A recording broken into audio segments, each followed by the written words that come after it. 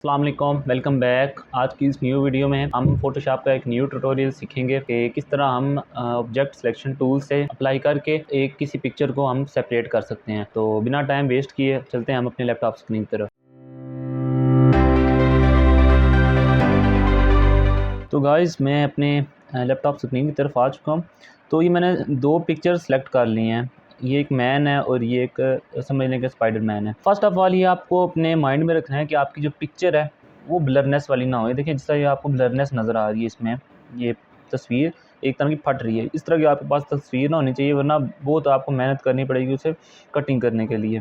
तो मैं फ़िलहाल इस पिक्चर को मैं डिलीट कर देता हूँ।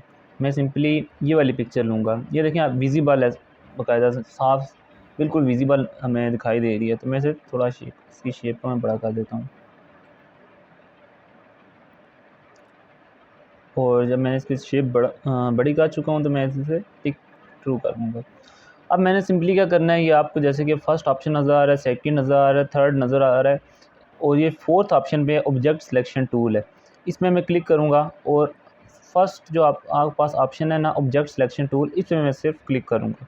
इसमें क्लिक करने के बाद मैं एक ड्रैग करके लेफ़्ट माउस के बटन से क्लिक करके इसे ड्रैग करूँगा, एक रेक्टेंगल सा बना दूँगा और इसे छोड़ दूँगा। अब ये कुछ सेकंड के लिए प्रोसेस हो रहा है, जैसे कि आपको मेरे माउस में नज़र आ रहा है एक सर्कल सा डॉटेड, ये 5-6 सेकंड हो सकते हैं। अब ये देखिए डॉटेड जो मैंने लगाए थे वो इस तस्वीर के ऊपर मर्ज हो गए हैं। अब अगर मैं थोड़ा सा करीब करूँ तो आपको मैं वाज़ह तौर पर दिखा सकूँगा, जहाँ से ये डॉटेड, अब ये देखें ये डॉट्स हैं, ये बीच में ये जो बैकग्राउंड है ये यहाँ से ऐड हो रहा है। तो अगर इसे मैं यानी कि एक-एक फिंगर में अलग-अलग करना चाहता हूँ, यानी फिंगर तक अलग हो जाए, तो हमें क्या करना है, सिंपली यहाँ पे आपने दोबारा क्लिक करना है और ये क्विक सिलेक्शन टूल है, इस पे आपने क्लिक कर देना है। अब ये देखें, ये जो मेरा सिलेक्शन टूल का ये जो सर्कल है ये बहुत बड़ा है, तो मैं सिंपली इसे कम करके इसका साइज़ 1 पे कर दूँगा और फिर इस पर क्लिक कर दूँ। अब मैंने क्या करना है, ये एक आपको ऊपर साइन नज़र आ रहा है सब माइनस का और एक ही प्लस का, माइनस पे क्लिक करूँगा और मैं सिंपली जो है मेरे पास ये बाहर निकली हुई है ये बैकग्राउंड से, इसे मैं अंदर कर रहा हूँ।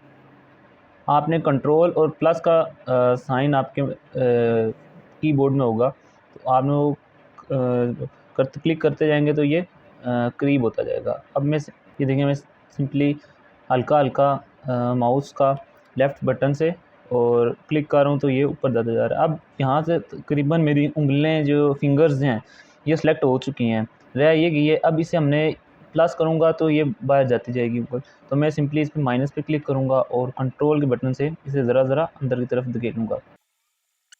ये तकरीबन यहाँ से कंप्लीट हो चुका है तकरीबन। और अब मैं आ जाता हूँ सारी तरफ डाउन साइड में, और डाउन साइड में देख लें तकरीबन सब तरफ सिलेक्शन हो चुकी हुई है। और ये लास्ट ये देखें, अब यहाँ से इसका थोड़ी सी प्रॉब्लम्स आई हुई है कि ये इसने पीछे वाला बैकग्राउंड भी ले लिया। इसे हम रेज़ करके इसी फिंगर तक महदूद करेंगे। तो सिंपली आपने कंट्रोल प्रेस करना है और अपने माउस के लेफ़्ट बटन से इसे हल्का हल्का ड्रैग करते जाएँ, टच करें। जो आप टच करते जाएंगे अंदर की तरफ जाते जाएंगे कि हल्का। अच्छा, जो आप माइनस करते जाएंगे तो ये जो सिलेक्शन टूल्स है ये पीछे कम होते जाएगा, यानी कि जो आगे जो एक चीज़ से आगे निकल गया, यानी कि ऑब्जेक्ट से आगे निकल चुके हैं सिलेक्शन, वो कम होती जाएगी। जो आप प्लस करते जाएंगे वो एडिशन होती जाएगी, बाहर आती जाएंगी सिलेक्शंस। तो मैं सिंपली इसे क्लिक किया था, ये जैसे कि आपको नज़र आ रहा है माइनस वाला, तो मैंने कंट्रोल के बटन से इसे मैंने पीछे की तरफ धकेल दिया, यानी फिंगर तक महदूद किया। अब ये तकरीबन सब सिलेक्ट हो चुका है। तो अब मैं कंट्रोल और माइनस का जो मेरे पास बटन उसे प्रेस करूँगा और ये देखें, अब ये देखें थोड़ा हो गया, कम हो गया इसका साइज़, यानी कि जो बैकग्राउंड था।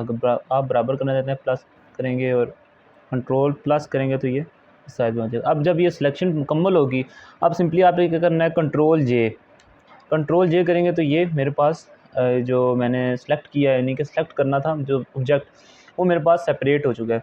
तो आपने सिंपली इस पर क्लिक करना है लेफ़्ट माउस के बटन से। मैंने 2 फाइल्स यहाँ पे सेलेक्ट कर ली हैं और दूसरी फाइल से मैं इसे ड्रैग कर दूँगा जो मेरे पास दूसरा बैकग्राउंड था।